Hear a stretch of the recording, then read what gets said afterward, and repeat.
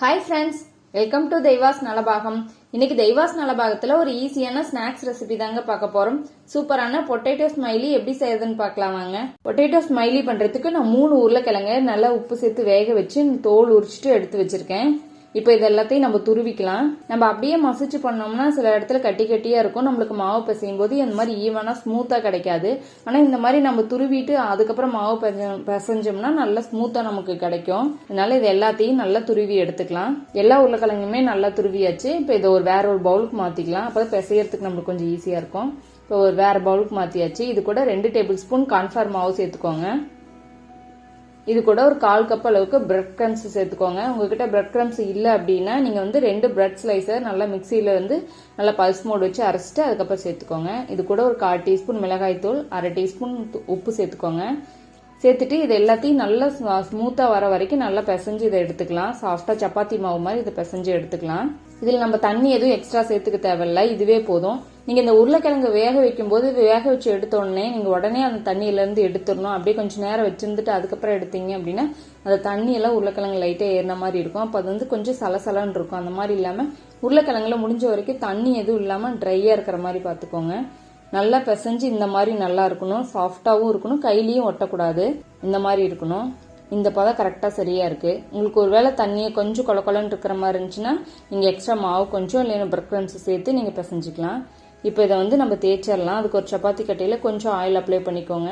இது கூட கொஞ்சம் லைட்டா மேல மாவு தூவிட்டு இப்போ இதை நம்ம 2 போர்ஷனா பிரிச்சிடலாம். ஒரே டைம்ல வச்சோம்னா ரொம்ப திக்கா இருக்கிற மாதிரி இருக்கும். அதனால பாதியா எடுத்துட்டு இப்போ இதை வச்சுட்டு நல்லா தேய்ச்சிக்கலாம். நான் கையிலேயே அப்படியே தேய்ச்சி விடுறேன். நீங்க வேணா சப்பாத்தி கட்டை யூஸ் பண்ணிட்டு நல்லா பிளாட்டா தேய்ச்சிக்கோங்க. மேல கொஞ்சம் ஆயில் அப்ளை பண்ணிட்டு நான் அப்படியே தேய்ச்சி விடுறேன்.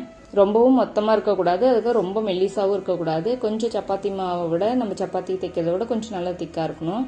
இப்போ ஒரு மூடி அப்படி இல்லைன்னா ஒரு கப்போட பாட்டில் மூடி அந்த மாதிரி நம்ம கிட்ட எது இருக்கோ எந்த சைஸ்க்கு இருப்போமோ அதை எடுத்துட்டு இந்த மாதிரி ரவுண்ட் சர்க்கிளா நம்ம எடுத்துக்கலாம். உங்களுக்கு எந்த சைஸ்ல வேணும், எந்த ஷேப்ல வேணாலும் நீங்க கட் பண்ணி எடுத்துக்கலாம். இப்படி ஒட்டுற மாதிரி இருந்துச்சுன்னா கொஞ்சம் ஆயில், அப்படி இல்லைன்னா கொஞ்சம் மாவு தடவிட்டு இந்த மாதிரி அழுத்தம் கொடுத்து எடுத்தீங்கன்னா ஒட்டாம ஈஸியா வந்துடும். ஒருவேளை உங்ககிட்ட குக்கீஸ் கட்டை இருந்துச்சு அப்படின்னா அதுல கட் பண்ணி எடுத்துக்கோங்க, இன்னும் ரொம்ப ஈஸியா இருக்கும். இப்போ எக்ஸ்ட்ரா இருக்கிற மாவுலாம் எடுத்துட்டு இதையும் ஒன்று சேர்த்துட்டு மறுக்க திரட்டி மறுக்க இது மாதிரி எடுத்துக்கலாம். இப்போ இதுக்கு நம்ம கண்ணு வச்சிடலாம். ஒரு ஸ்ட்ரா வச்சுட்டு இப்படி எடுத்தீங்கன்னா அழகா கண்ணு வந்துடும். இப்போ இதுக்கு வாய் வச்சிடலாம். ஒரு ஸ்பூன் வச்சுட்டு இந்த மாதிரி வச்சு அழுத்தினீங்கன்னா அழகா ஸ்மைலி வந்துடும்.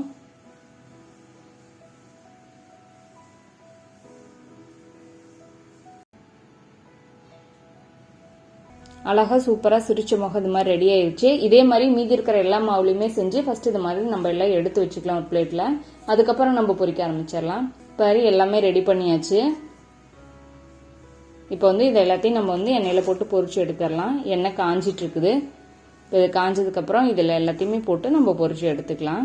எண்ணெய் நல்லா மீடியம் ஃப்ளேம்ல வச்சு பொரிச்சு எடுத்துக்கோங்க. ரொம்ப ஹை ஃப்ளேம்ல வைக்காதீங்க. அதே மாதிரி ரொம்ப லோவா வச்சிங்கனாலும் ஒரு மாதிரி எண்ணெய் குடிச்ச மாதிரி ஆயிரும். அந்த மாதிரி இல்லாம மீடியம் ஃப்ளேம்ல வச்சு பொரிச்சு எடுத்துக்கோங்க. இப்போ இதுல ஒவ்வொன்றா நம்ம போட்டு பொரிச்சிடலாம். போட்டுட்டு ஈவனா கலந்து விடுங்க. ஒரு நிமிஷம் இந்த பக்கம் எல்லாம் வெந்ததுக்கு அப்புறம் திருப்பி போட்டுட்டு நம்ம 2 சைடுமே நல்லா வெந்ததுக்கு அப்புறம் மேல நல்லா மொறுமொன்னு ஆனதுக்கு நம்ம எடுத்துடலாம். அவ்வளவுதாங்க. இந்த சலசலப்பு லைட்டு அடங்கினதுக்கு அப்புறம் இந்த மாதிரி நல்லா வெந்து வந்துருச்சு. இப்போ நல்லா மேலெல்லாம் நல்லா மொறுமொன்னு ஆயிருச்சு. இந்த மாதிரி ஈவனா கலந்து விட்டுட்டு இப்போ நம்ம இதை வெளியில எடுத்துடலாம். இதே மாதிரியே மீதி எல்லாத்தையுமே போட்டு நம்ம நல்லா பொரிச்சு எடுத்துக்கலாம். இந்த ஸ்மைலி ஒண்ணுதான் எண்ணெயில போட்டு பொரிச்சாலும் சிரிச்சிட்டு இருக்கோம். அவ்வளவுதாங்க, நம்ம சூப்பரான பொட்டேட்டோ ஸ்மைலி ரெடி ஆயிருச்சு. இந்த ரெசிபி நீங்களும் வீட்டில் ட்ரை பண்ணி பாருங்க. உங்களுக்கு பிடிச்சிருந்துச்சுன்னா லைக் பண்ணுங்க, ஷேர் பண்ணுங்க. நம்ம தெய்வாஸ் நலபாகம் சேனலுக்கு சப்ஸ்கிரைப் பண்ணுங்க.